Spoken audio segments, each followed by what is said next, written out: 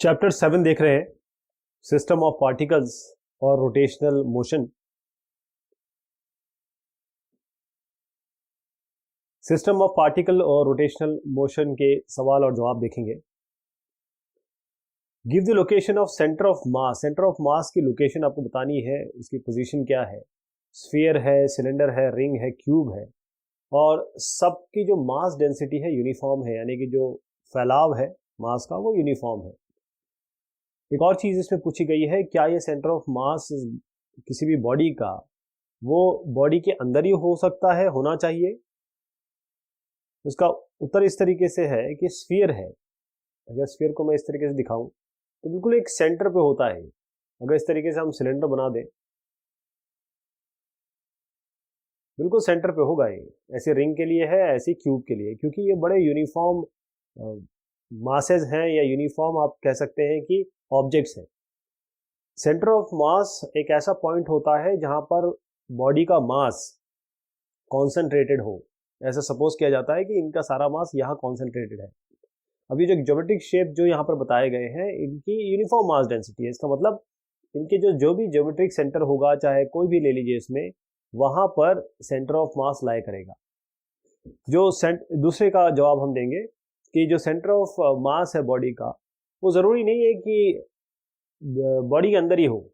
जैसे अगर आप रिंग देखें, अब रिंग तो कुछ इस प्रकार की होती है, यानी कि यहां से हॉलो है और वो इसके सेंटर में होगी अगर यूनिफॉर्म है ये भी तो। लेकिन ये सेंटर जो है वो तो ये जो बॉडी है, यहाँ मान लीजिए इस तरीके से पूरा इसमें ये डिस्क है, तो ये तो खाली रहेगा, अंदर का पोर्शन यहाँ पर रहेगा, यहाँ पर आ जाएगी। ऐसे कोई ट्रायंगल ले लीजिए आप इस तरीके से, या कोई ऐसा ऑब्जेक्ट ले लीजिए इस तरीके का कोई, आप देखेंगे कि कहां पर आएगा ये इस तरीके से।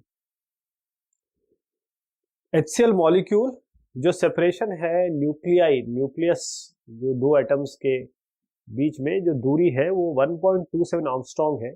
एक एंगस्ट्रॉम होता है 10 की घात -10, 10 की पावर -10 मीटर। आपको सेंटर ऑफ मास की अप्रोक्सीमेट लोकेशन पोजीशन बतानी है मॉलिक्यूल की। ये आपको बताया गया है कि जो क्लोरीन एटम है वो 35.5 गुना है, मतलब मैसिव है हाइड्रोजन एटम से। और जितने भी मास है उस एटम का वो न्यूक्लियस में कॉन्सेंट्रेटेड है। ये हम जानते हैं कि न्यूक्लियस में प्रोटॉन बहुत भारी होता है इलेक्ट्रॉन से, न्यूट्रॉन का भी अच्छा खासा मास होता है, तो इसीलिए सेंटर में कॉन्सेंट्रेटेड है। तो सिचुएशन कुछ इस तरीके से दी गई है, इसको हम डायग्राम से समझेंगे कि आपके पास ये हाइड्रोजन है, ये आपका क्लोरीन है, इनके बीच में दूरी यहाँ पर 1.27 एंगस्ट्रॉम दी गई है। यहाँ से यहाँ तक दूरी है 1.27 एंगस्ट्रॉम। अब आपको अप्रोक्सीमेट लोकेशन निकालना है सेंटर ऑफ मास का। तो हम क्या करते हैं, जो डिस्टेंस दिया हुआ है मास इसका मान लेते हैं m। किसका? हाइड्रोजन एटम का। हाइड्रोजन एटम का मास जो दिया हुआ है उसका 35.5 करेंगे तो क्लोरीन आएगा। क्लोरीन एटम 35.5 गुना है हाइड्रोजन एटम के। तो अगर हाइड्रोजन एटम को हम m मानेंगे तो क्लोरीन हो जाएगा 35.5 मीटर। इसके अलावा हम चलिए मानते हैं कि इनका जो सेंटर ऑफ मास है वो कहीं यहाँ अलाई कर रहा है। ये एक्स डिस्टेंस है Cl से, और जब एक्स इससे होगा तो 1.27 पूरी दूरी है, तो ये डिस्टेंस हो जाएगा यहाँ से यहाँ तक, सेंटर ऑफ मास H से 1.27 माइनस एक्स। अब जो सेंटर ऑफ मास है, मान लीजिए ये ओरिजिन पे है, ऐसे बनाते हैं, तब m इस, अब देखिए क्या करते हैं हम लोग, जो इसका मास है m into 1.27 minus X plus 35.5 m into X by m plus 35.5 m। ये क्या है? जीरो है। हम ओरिजिन पे मानते हैं तो जीरो है। ये फॉर्मूला हमें पता है। इसको सॉल्व करेंगे तो हमें, क्योंकि m यहाँ से वैसे भी कैंसिल आउट हो जाएगा, x की वैल्यू हमारी -0.037 आएगी। और नेगेटिव क्या बता रहा है? ये बता रहा है कि जो सेंटर ऑफ मास है वो बाईं तरफ है मॉलिक्यूल से, बाईं तरफ है मॉलिक्यूल से।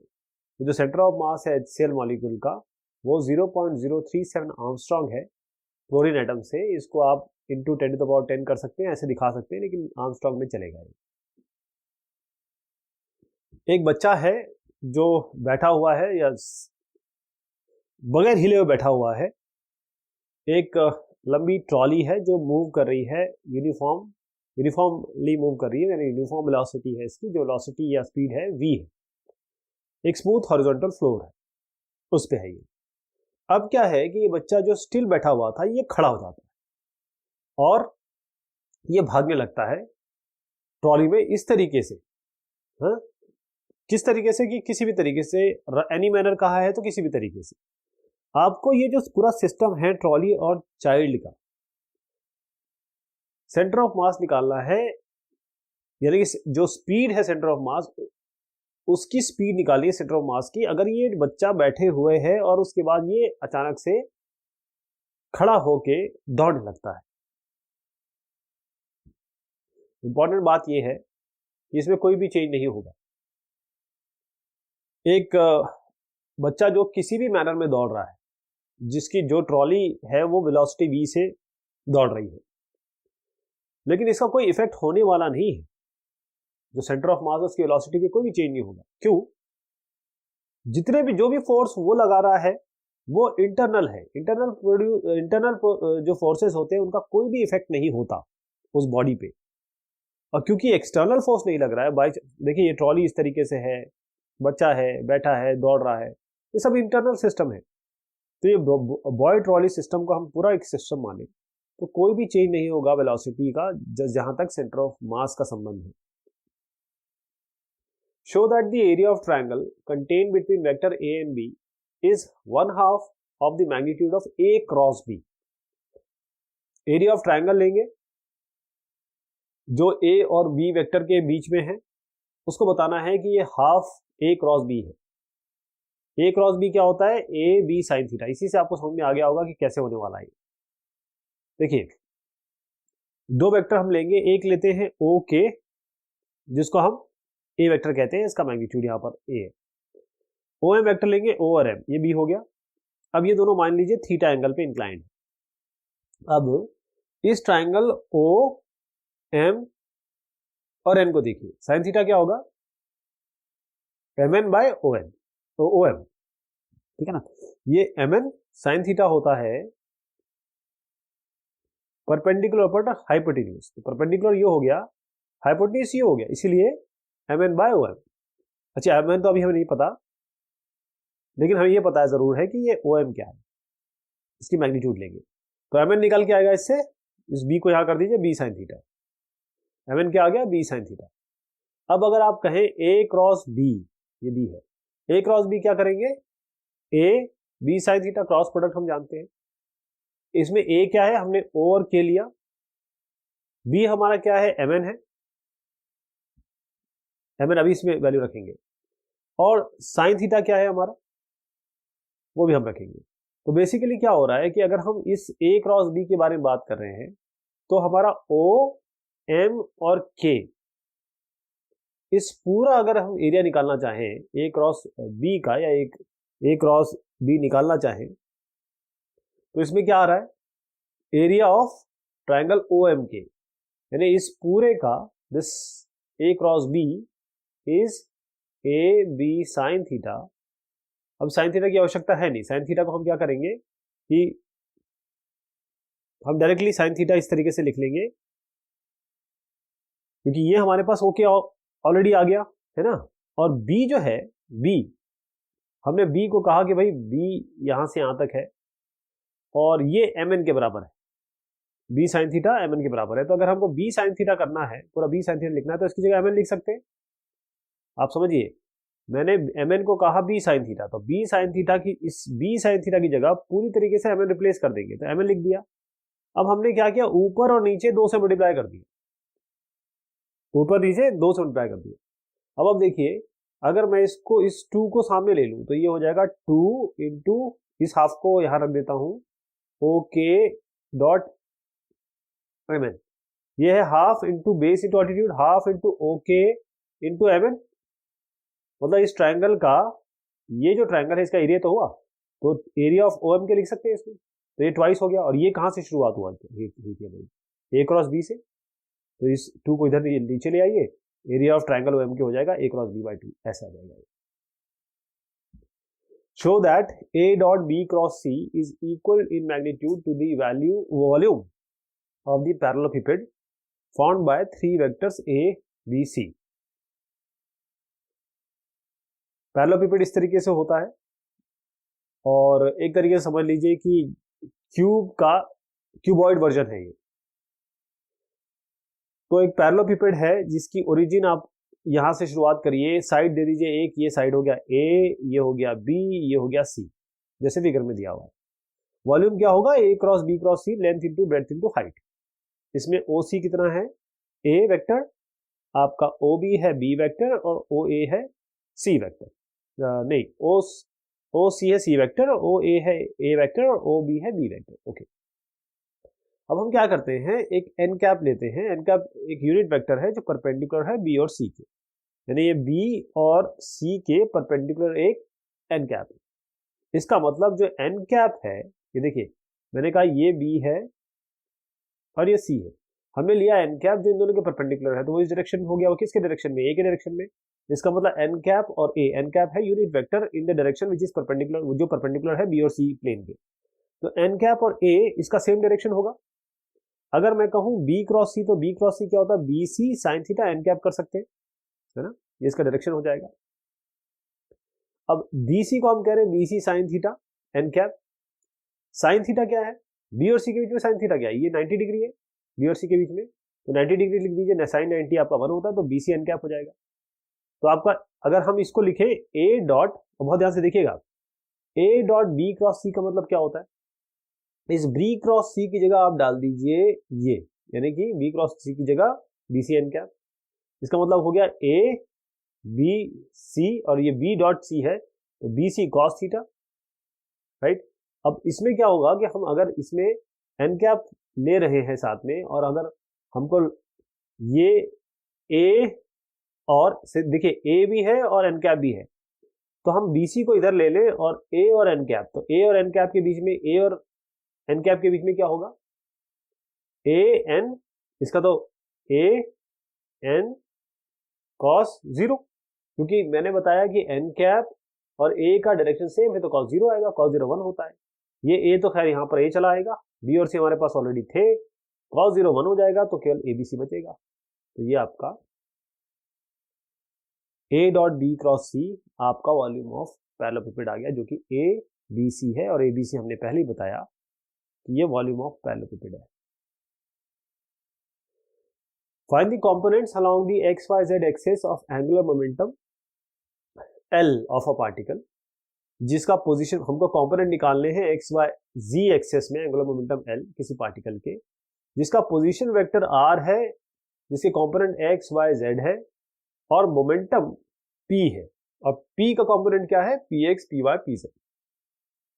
आपको ये भी बताना है कि यदि पार्टिकल घूम रहा है, मूव हो रहा है, चल रहा है एक्स वाई प्लेन में, तो एंगुलर मोमेंटम के पास केवल जेड कंपोनेंट होगा। तो पहले हमारे पास क्या है, एलएक्स। एलएक्स को हम कैसे लिख सकते हैं, Y P Z minus Z P Y L Y, यानी कि हम इसको लिख सकते हैं Z P X minus X P Z L Z, या ऐसे लिख सकते हैं X P Y minus Y P X. ये सारा का सारा जो एंगुलर मोमेंटम है, एंगुलर मोमेंटम, हमने कहा कि ये एल एक्स एल वाई और एल, क्योंकि एल एक्स को हम लिख सकते हैं इस फॉर्म में, तो ये तीन फॉर्म हमारे पास हो गए। ये हमें पता है कि जब हम कंपोनेंट निकालते हैं एक्स वाई जेड किसी एंगुलर मोमेंटम के, जिसका पोजीशन वेक्टर आर है और कंपोनेंट उसके एक्स वाई जेड है, और मोमेंटम पी है जिसके कंपोनेंट आपको P X P Y P Z दिए हुए हैं, तो हम इस तरीके से लिख सकते हैं इसको। अब जो लीनियर मोमेंटम है इस पार्टिकल के, ये बहुत ध्यान से देखिएगा, इसको आगे हम आगे रिप्लेस करेंगे। लीनियर मोमेंटम क्या हुआ, पी को हम, पी अगर है तो P X I P Y J और पी जेड की, ये हम लिख सकते हैं। इसी तरीके से पोजीशन वेक्टर निकालना चाहें तो आर को लिख सकते हैं एक्स आई प्लस वाई जे प्लस जेड की। एंगुलर मोमेंटम क्या होगा आपका, आर क्रॉस पी, यानी कि इसका और इसका क्रॉस प्रोडक्ट निकालेंगे। आई जे के लिखिए, एक्स वाई जेड लिखिए, P X P Y P Z लिखिए, और उसके बाद इनका क्रॉस प्रोडक्ट निकाल दीजिए। इसका मतलब ये जो है एल, यानी कि L X I L Y J और एल जेड के किसके बराबर होगा, इसका क्रॉस प्रोडक्ट, जो कि ये हो जाएगा, है ना। अब देखिएगा कि ये जो हमारे पास संख्या आई है, इसको हम कंपेयर करेंगे कोएफिशिएंट आई, जे और के के से, यानी कि हमने कहा ये Lx है, हमारा Lx क्या है, Y P Z minus Z P Y, Y P Z minus Z P Y. इसी तरीके से ये Ly है और ये Lz है, बस इतना समझिएगा। तो Lx कितना हुआ हमारा, फिर से मैं लिख देता हूं, Y P Z minus Z P Y. इस तरीके से Ly क्या हो गया, Z P X minus X X P Z. इसी तरीके से हमारा L, ये Z क्या हो गया, एक्स वाई जी तीनों ले रहा हूं मैं, X P Y minus Y P X. ये चीज तो ऑलरेडी आती है, मतलब ये चीज बहुत क्लियर है। और जब हम इसको कंपेयर करने लगेंगे, Lx यहां से Lx को कंपेयर करेंगे Y P Z minus Z P Y, है ना, और Ly को कंपेयर करेंगे एक्स पी जेड माइनस आपका जेड पी एक्स, और Lz को कंपेयर करेंगे इससे। जैसे हमने कंपेयर किया, आप देखिए ये चीज आ गई, पार्टिकल मूव कर रहा है एक्स वाई प्लेन में, इसका मतलब पी जेड आप जीरो कर दीजिए, सीधी सी बात है, एक्स वाई प्लेन में कर रहा है तो जेड कंपोनेंट या जो पोजीशन वेक्टर है लीनियर मोमेंटम वेक्टर का, वो जीरो हो जाएगा, यानी कि जेड यानी कि पी जेड जीरो हो जाएगा। इन सब जगह पे पी जेड जीरो डाल दीजिए आप। तो पी जेड जैसे आप पी जेड और जेड दोनों जीरो डाल रहे हैं ना, जेड जीरो डाल दीजिए, यहाँ जेड जीरो डाल दीजिए, ये भी जीरो हो गया, ये भी जीरो हो गया, और यहाँ पर आपका आखिर में बच गया L Z X P Y minus Y P X. इसका मतलब है कि ये एक्स वाई प्लेन में जब मूव कर रहा है, कन्फाइंड है, तो जो डायरेक्शन होगी एंगुलर मोमेंटम की, वो जेड डायरेक्शन में होगी। अगर आप इसको देखें, वाई पी ये जो चीज आई है, ये डायरेक्टली लिख सकते हैं या फिर आप इस तरीके से भी लिख सकते हैं। केवल ये इसलिए बताया गया है कि आप यहाँ पर ये वैल्यू डाल, ये फाइनल वैल्यू आ गई, ये आंसर है फाइनल। और आया कैसे, ये चीज आई कैसे, वो इधर से आई है, मतलब हमने X Y L equal to R into P किया, तो आर यहाँ पर हो गया, पी हो गया, इसका क्रॉस प्रोडक्ट निकाला, वही आया। तो ये कहाँ से आया, ये इधर से आया, इसमें ध्यान रखिएगा। और हमने फाइनली फिर जेड या पी जेड जीरो कर दिया, क्योंकि वो एक्स वाई प्लेन में, इसका मतलब जेड कॉम्पोनेंट उसका जीरो होगा। दो पार्टिकल जिसका मास m है, स्पीड v है, ट्रेवल कर रही है अपोजिट डायरेक्शन में अलोंग पैरेलल लाइंस, यानी एक इधर पे मूव कर रहा है, एक इधर पे मूव कर रहा है, इनके बीच में दूरी दी है d। आपको बताना है कि जो वेक्टर एंगुलर मोमेंटम है दो पार्टिकल सिस्टम का, वो सेम होगा, बराबर हो गया। कोई भी पॉइंट ले लीजिए, कोई भी पॉइंट आप उठाइए और उसके अबाउट आप एंगुलर मोमेंटम लीजिए। अब किसी भी इंस्टेंट पे, किसी भी टाइम t पे, जो दो पार्टिकल हैं p और q, तो इस तरीके से दिखाए गए, एक इस तरीके से जा रहा है, एक इस तरीके से जा रहा है, इनके बीच में दूरी है d। अब एंगुलर मोमेंटम इस सिस्टम का अगर p के अबाउट ले, ये p पॉइंट ले ले, तो क्या आएगा, m इंटू वी, क्योंकि यहां पर p के अबाउट ले ले तो जीरो होगा, प्लस m इंटू वी, इसका भी मास ये है, वेलोसिटी ये है, और ये डिस्टेंस हो जाएगा d, यहां से यहां तक, तो mvd आ गया। अब अगर इस q पॉइंट को ले आप, तो क्या आएगा, lq, जिसको हम lq से रिप्रेजेंट करें, तो इसका m into V plus d। अगर हम q पॉइंट के हिसाब से ले रहे हैं, तो अगर हम p को देखें तो m इंटू डी हो जाएगा, लेकिन अगर q का खुद का देखें तो m into V into zero, क्योंकि डिस्टेंस जीरो है, लेकिन p का डिस्टेंस d है, जैसे हमने पहले निकाला l जैसे p निकाला वैसे l q, ये mvd आ गया। अब दो पॉइंट तो हमने ले लिए, हमको असली चीज ये करनी है कि कोई भी एक पॉइंट ले लीजिए, वहां पर भी mvd आना चाहिए। तो एक r पॉइंट लेते, इसकी दूरी मान लीजिए y है, तो ये पूरा डिस्टेंस d है, तो ये कितना हो जाएगा, d माइनस वाई, यहां से यहां तक दूरी होगी d माइनस वाई।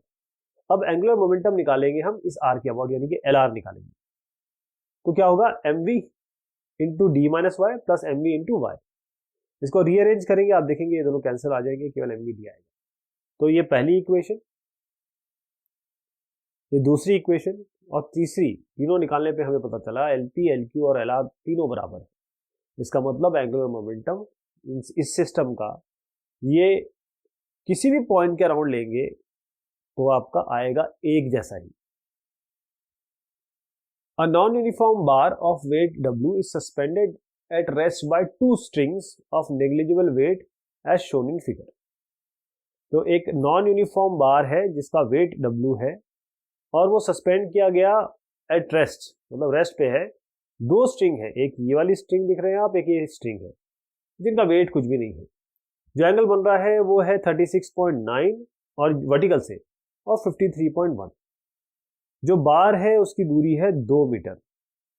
आपको डिस्टेंस निकालना है, कैलकुलेट द डिस्टेंस d, ये डिस्टेंस d निकालना है सेंटर ऑफ ग्रेविटी का, इस बार का, उसके बाएं लेफ्ट हैंड से।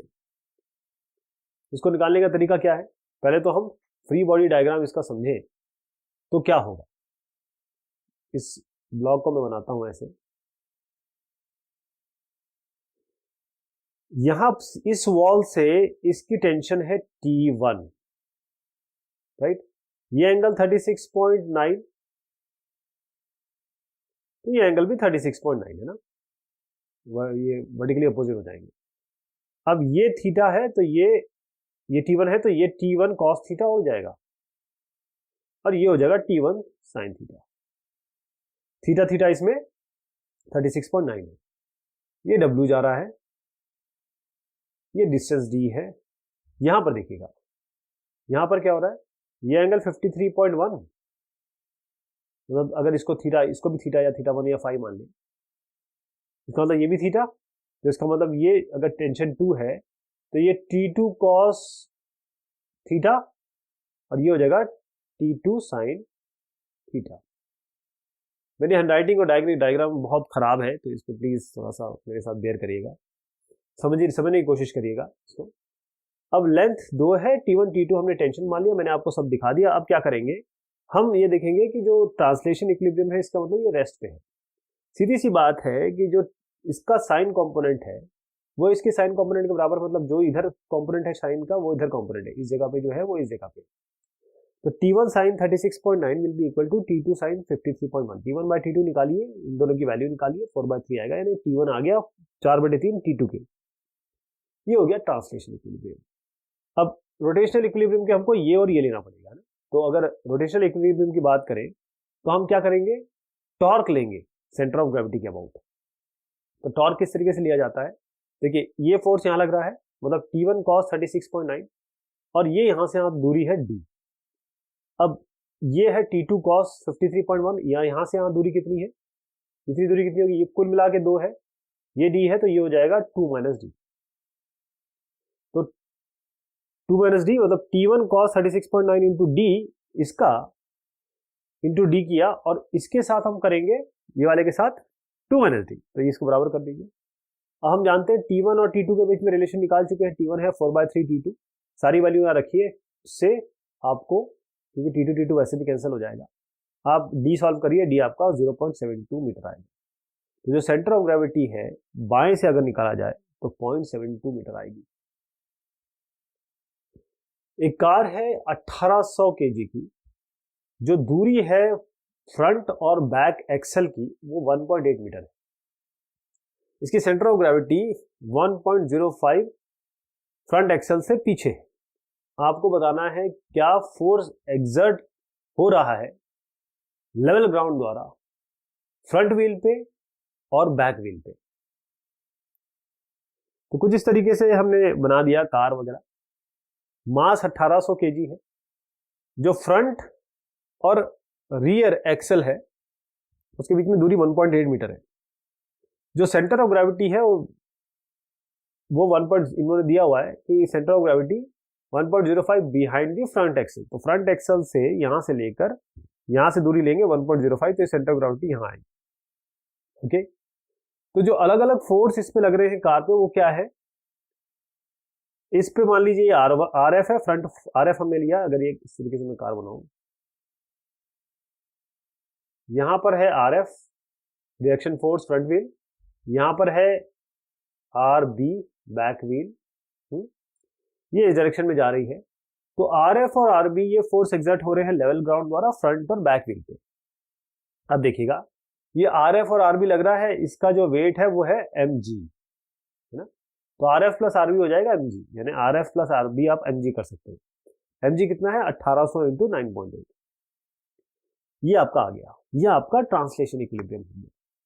अब रोटेशनल इक्विलिब्रियम की बात करें तो सेंटर ऑफ ग्रेविटी से लेते हैं, तो RF इंटू 1.05 विल बी, ये किसके बराबर होगा, RB इंटू दिस दूरी, ये दूरी कितनी होगी 1.8 माइनस 1.05, इतनी दूरी कुल मिला के 1.8 है, ये 1.05 है, तो ये दूरी कितनी होगी 1.8 माइनस 1.05, तो RF into 1.05 is equal to will be equal to, वो बराबर होगा RB इंटू दिस दूरी 1.8 इंटू 1.05, इससे भी हमारे पास रिलेशन आएगा RF और RB के बीच में, तो RF बाय RB आपका आएगा 1.4 RF, मतलब इसके बीच में रिलेशन बना दिया। अब हमारे पास क्या है, दो इक्वेशन आ गई, RF प्लस RB आपका आ गया 1800 इंटू 9.8 यानी कि 17,640, RB और RF में भी रिलेशनशिप आ गया, इसमें पहले वाली इक्वेशन में कोई RB रख दीजिए 1.4F, आपको यहाँ से RF मिलेगा जो इधर ऐसा आएगा, RB निकालने के लिए उसको 17, जो ये वैल्यू आएगी इसको 17,640 से माइनस कर दीजिए, तो जिस तरीके से वैल्यू आ जाएगी, इसका मतलब जो फोर्स एग्जर्ट कर रहा है हर एक व्हील में। अच्छा, सबसे इंपॉर्टेंट बात है कि ये तो आपके पूरे दो व्हील्स पे आ रहा है ना, इसको डिवाइड बाय 2 करना पड़ेगा, और जो ये वाली वैल्यू आई है, पहले तो ये वाली वैल्यू निकाली आपने RF, इसको भी डिवाइड बाय 2 करेंगे, और इसको जो ये वाली वैल्यू निकल के आई है इसको भी डिवाइड बाय 2 करेंगे, तो आपके पास फोर्स एग्जर्ट हो जाएगा ईच व्हील पे, हर एक व्हील पे। Find the moment of inertia of a sphere, sphere का मोमेंट ऑफ इनर्शिया निकालना है किसके अबाउट, टेंजेंट, उस स्फीयर के टेंजेंट के अबाउट। आपको दिया है मोमेंट ऑफ इनर्शिया उस स्फीयर का अबाउट एनी ऑफ, कोई भी डायमीटर अगर ले लीजिए तो आपको मोमेंट ऑफ इनर्शिया दिया हुआ है इसके डायमीटर के अबाउट, जहां पर जो कैपिटल M है वो मास है स्फीयर का, R आपका रेडियस है स्फीयर का। अब आपको given the mass of inertia of a disc of mass M and R, हमको ये दिया है, हम जानते हैं कि मोमेंट ऑफ इनर्शिया किसी डिस्क जिसका मास M है, R है, किसी भी डायमीटर से ले जाएंगे तो mr²/4 है। अब इसमें आपको मोमेंट ऑफ इनर्शिया निकालना है किसी एक्सिस, अबाउट एन एक्सिस जो नॉर्मल है, परपेंडिकुलर है डिस्क के, और जो कहां से जा रही है, कोई भी एक पॉइंट जो एज से चिपकती हुई या लगती हुई जा रही है। तो उत्तर तो खैर ये है, कैसे आया देखेंगे। पहले तो हम इसको स्फीयर बना दें। मोमेंट ऑफ इनर्शिया स्फीयर का अबाउट इट डायमीटर 2mr²/5 दिया, 2mr²/5 यानी कि 2/5 mr² दिया। ओके, ये अबाउट डायमीटर है। तो अगर ये डायमीटर की बात करें, जो डॉटेड लाइन से आप देख रहे हैं ये स्फीयर पूरा बनाया हुआ है, ये mi आपका 2/5 mr² है। अब ये टेंजेंट है, ये वाली टेंजेंट है ना?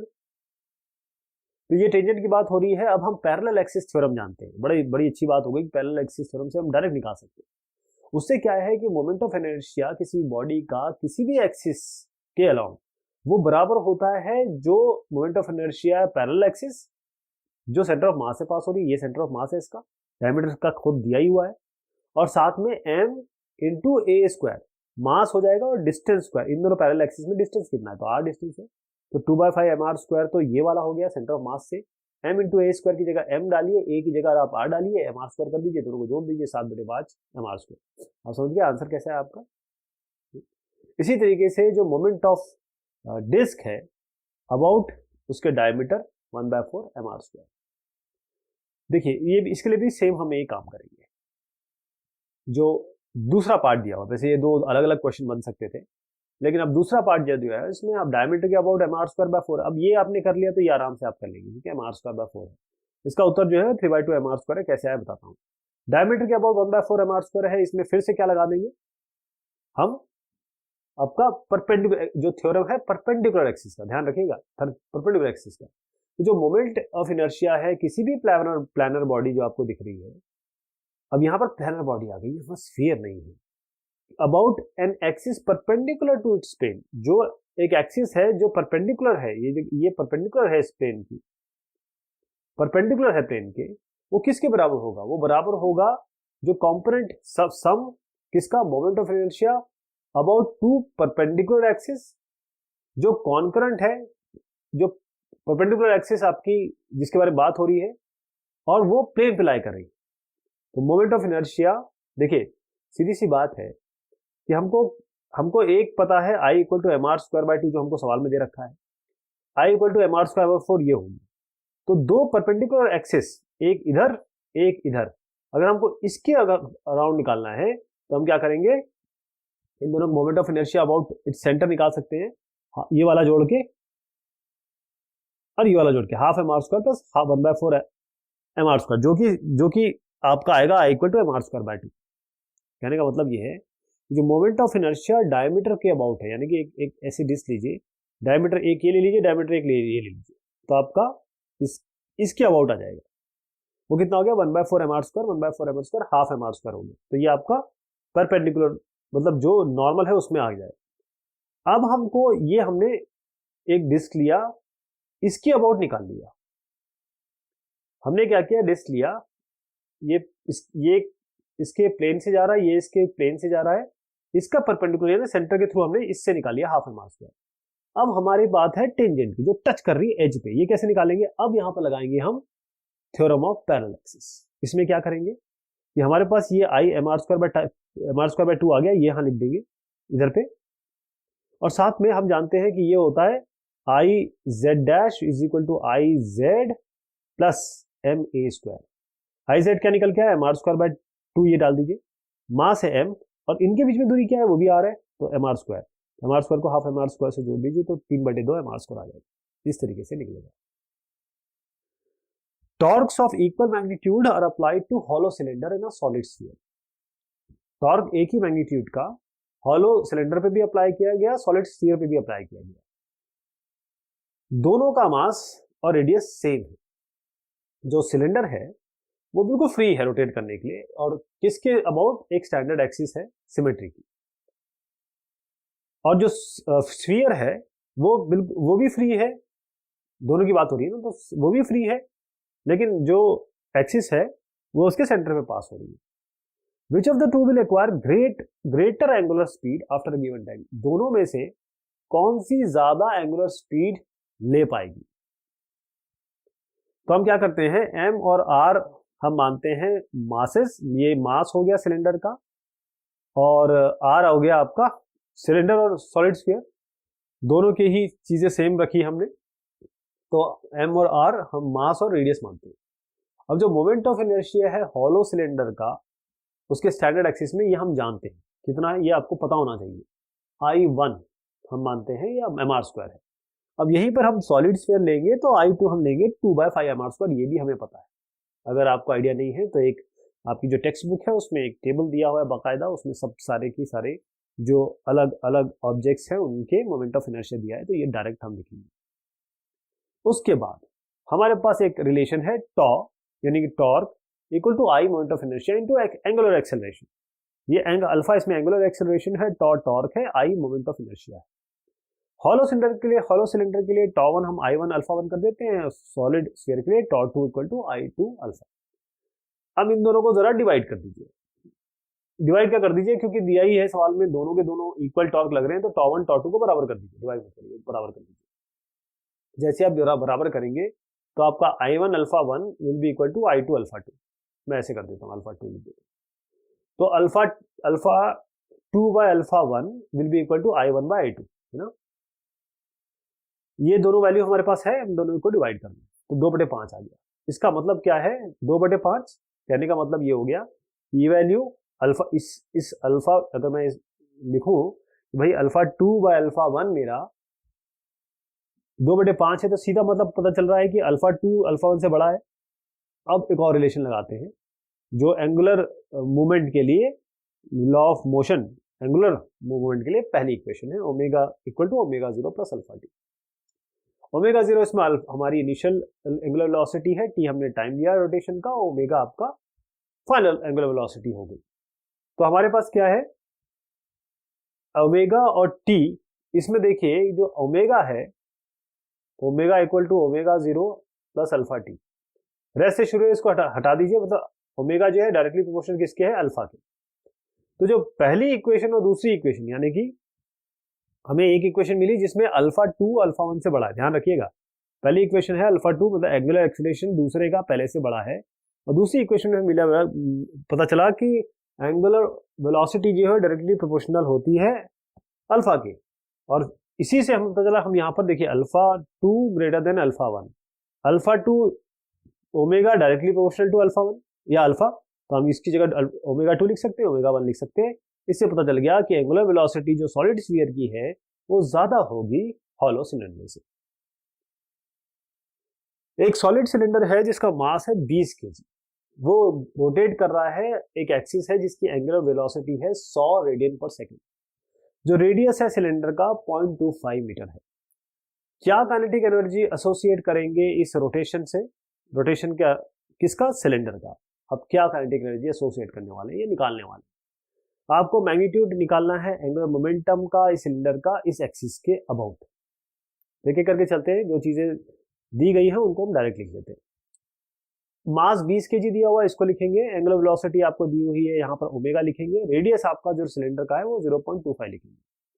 अब हम जानते हैं, ये आपको पता होना चाहिए, ये एकदम स्टैंडर्ड चीज है, moment of inertia solid cylinder का होता है I = mr²/2, ये आपको पता होना चाहिए। तो mr², हाफ mr² कर दिया तो 0.625 केजी मीटर स्क्वायर आ गया। काइनेटिक एनर्जी क्या होगी? Half I ओमेगा²। I आपको पता है, ओमेगा आपको पता है, वैल्यू रखिए 3125 जूल आएगा। एंगुलर मोमेंटम क्या होता है? I × omega. I आपको पता चला है 6.25, ओमेगा भी आपने निकाल लिया, या ओमेगा तो खैर पता ही है, 100 दिया हुआ है, दोनों को मल्टीप्लाई कर लीजिए 62.5 जूल सेकंड आ जाएगा आपको। तो ये सवाल जवाब हुए आपके इस डिस्कशन के। अभी एक और हम लेंगे, तब तक के शुक्रिया, मेहरबानी।